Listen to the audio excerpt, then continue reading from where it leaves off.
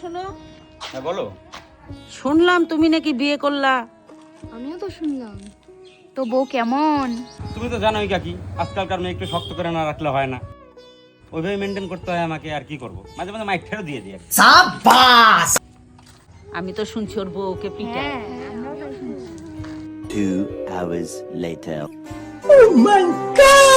এখানে না, এখানে ভালো করে ভালো করে। আরে বাপ রে।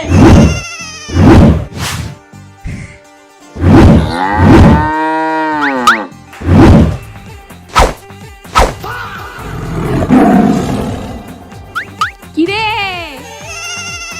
ভাষণ তো সেই দিলা।